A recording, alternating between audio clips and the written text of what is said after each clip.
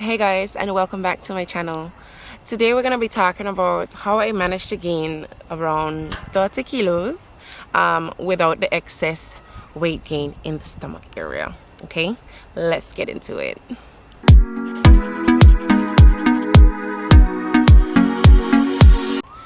Alright, so I know you're going to hear the usual lift heavy, you're going to hear avoid processed foods, you're going to hear make sure that you're in a caloric surplus. You're going to hear all of those things. Those are the main things that people are going to talk about. Lift heavy and eat more. That's not just it. There's so much more to it, and today I'm just going to speak about a few brief things that you should include to make sure that you're not gaining excess fat in the stomach area. First things first, I know when a lot of people go to trainers or whatever, even when I first started with my weight gain, I kind of did it a little bit too drastically, too quick.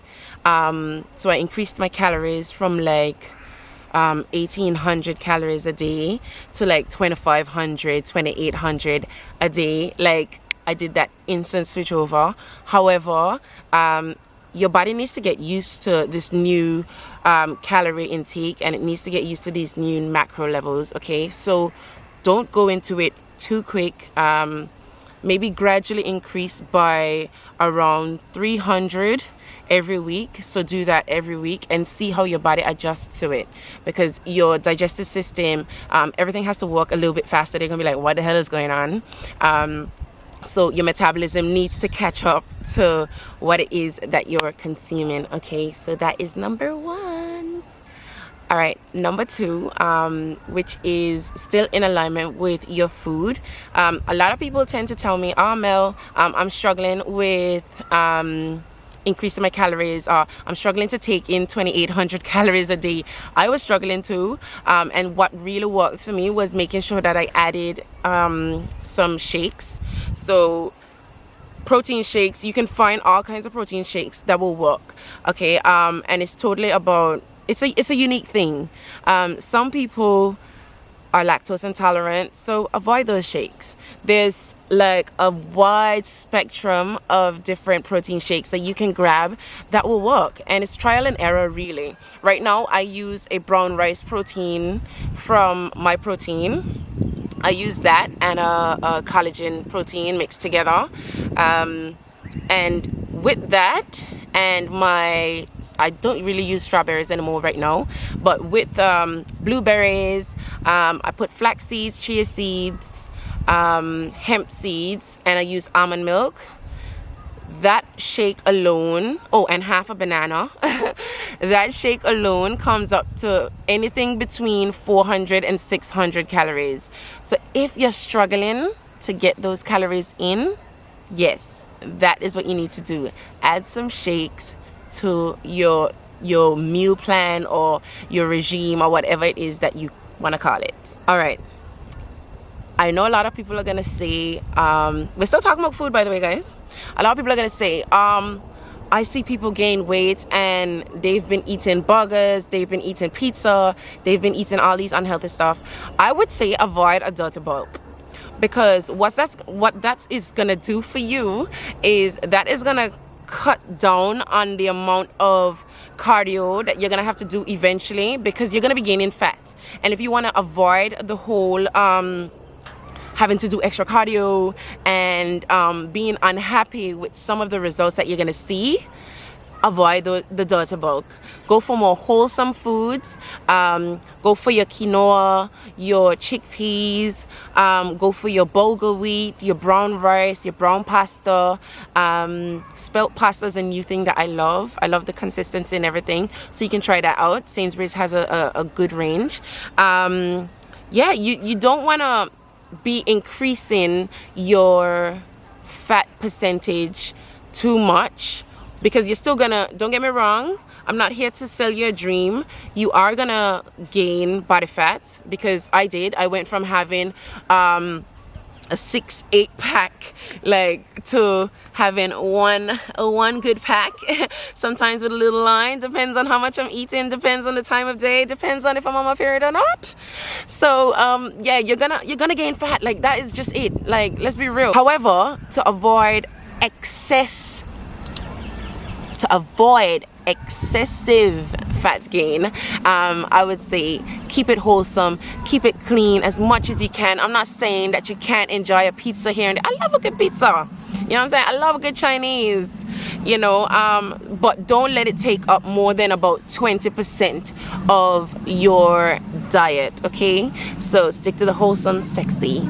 They can taste good. You can trust me, you can make some healthy foods taste amazing. If you like pizza, you can even try this pizza bread pizza that I make, and you can use wholemeal pizza bread.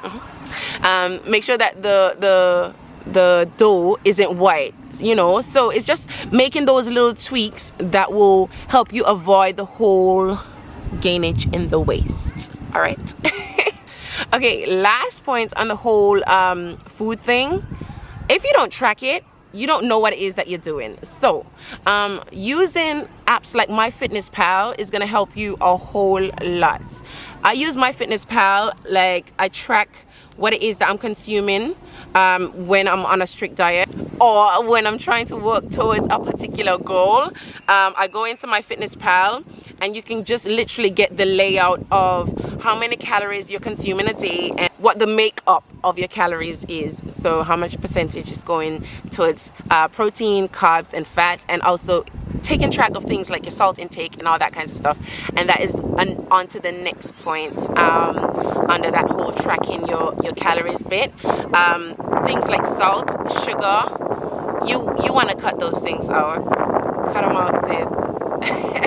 You don't need those things. You don't need excess salt. You don't need to cook and add salt to your food if you're adding seasoning, because that's just like salt on top of salt. And what salt does is that it causes water retention.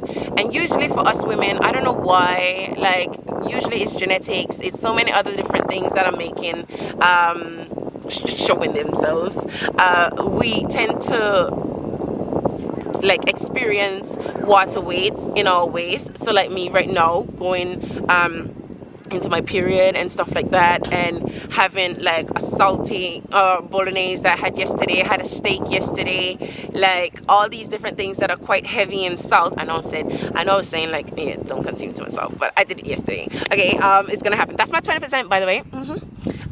Yeah, so when you consume those things, you tend to hold on to them around here, and it shows up. It may not show up the same day, it may not show up the day after. It may take like 3 days to show up on your waist, but it will show up, trust me. It's just one of those things. Anyways, so I spoke about sugar and salt. Sugar, we know what that breaks down into, and usually it's stored around the waist. Again, stored around the waist. Okay, so we got sugar, we got salt, we're cutting all of that excess out. Okay, next thing that we're going to talk about is stress, another S that we need to avoid. Weight gain and stress, like, there's this relationship that they have that is quite annoying. But it is what it is, and we just have to work with biology at the moment and try and use it to the best of our ability, and in our favor. So keep your stress levels as low as you can, because when cortisol levels, which is the stress hormone, when those levels are high, burning fat is difficult. So even if you're lifting weights, even if you're throwing in your hits, even if you're cutting out your sugar and your salt, listen, stress will just erase all of that. Okay, and we don't want any of that. So reducing your stress, so lowering your social media intake, making sure that you communicate well with those who mean a lot to you, to avoid misunderstandings that then lead to stress, all that kind of stuff. So yeah, making sure that you nip those things in the bud so you can continue to gain healthy, sexy weight with that lack of excess fat gain. Yeah guys, so that takes me on to my next point, which is another S. sleep. And I don't just mean sleeping long, I mean sleeping well.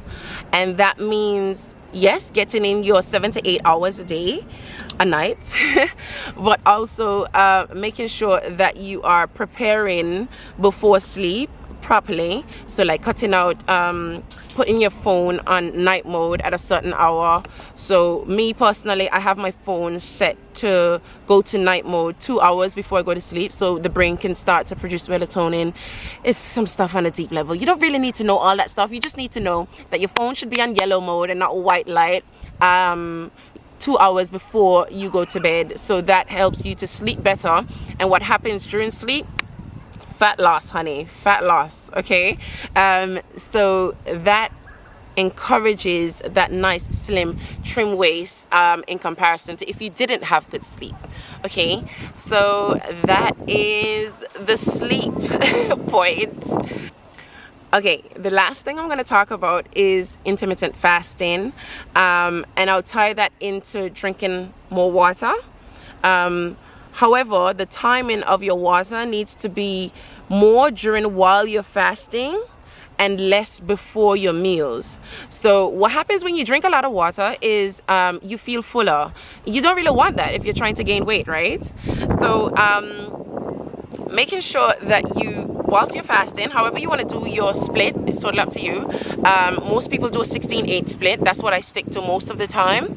And making sure that I have 3 solid meals in there, and also maybe 2 snacks or a shake and a snack. Okay, so intermittent fasting is just a tool to ensure that you are managing your eating throughout the day, and you're not just eating and spiking your insulin throughout. And what that does is that reduces your ability to lose fat. So if insulin is high, just like cortisol, if insulin is high, there isn't really much fat loss that's going on in there. And we don't want that. We want to make sure that our sessions are efficient and aiding fat loss as well as muscle gain. Okay, and yeah, touched on intermittent fasting and drinking more water, making sure that you're hydrating throughout. Okay, and the last bit, that intermittent fasting, I know I keep saying the last bit, but honestly there's so many good points and tips that I can give you, and I'm trying not to make this video way too long. So this is the last thing that I'm going to talk about. So lifting. You can't really talk about gaining weight healthily without adding lifting. Yes, we talk about the whole calorie surplus and stuff like that, but you have to incorporate lifting. And I don't mean lifting 5 kilo dumbbells. I don't mean that kind of lifting. I definitely mean those heavy compound lifts. So getting your squats in, getting your pull-ups in if you can. You can, okay? You can just grab a resistance band and get some assistance. So your squats, your deadlifts, all these exercises challenge the core at the same time, okay? And as much as you want to think, yeah, I'm just building lean muscle, it's not just that. You're actually getting a double whammy, because your core is always being engaged. And if you're like me, I don't really train abs. I'll be very honest with you. I train abs maybe 3 times a year. It's just not something that I feel like I need to do, because usually I do a lot of compound lifts. So your core is getting engaged the whole time. And what that is doing is it's building your abdominal muscles. And when you build muscle anywhere in your body, what you're doing is you're also aiding fat loss. So you're speeding up the rate of fat loss, because muscle increases the rate at which you lose fat in comparison to just having a higher body fat percentage. Okay, so get your compound lifts in, get your squats, get your deadlifts in, get some lunges in, get some push-ups, get some pull-ups in. All right, honey, don't run from those exercises. Okay. Yeah, we just want to work on burning fat over the whole body, but also when you apply those tips that I've given you today, definitely you will experience that more of a cinched waist, and you're still building muscle, and you're still building size on that journey. So I do hope that this video was helpful. I know that I wish I had these tips when I first started out, and it would have made things a bit more easier for me. However, like, trial and error is a great way to kind of find your footing and be able to also produce videos like this to help other people, because if I didn't fail at the initial stages of my weight gain journey, then I kind of wouldn't be able to help other people, you know. So yeah, apply these tips, and if you like this video, please drop a like. What's your favorite part? Let me know. If you're on a weight gain journey, drop it in the comment section, anything that you've been struggling with, and I will try my best to assist. If you're new to the channel and you just came across the channel because of this video, please subscribe, join us. I am literally excited for where this channel is gonna go, because I feel like there's so much bottled up in me to give you guys things that I've learned along the way, and I feel like this is a place where women can come and just find things, like whatever will help you on your journey. So ladies, I'll see you in the next video. Bye.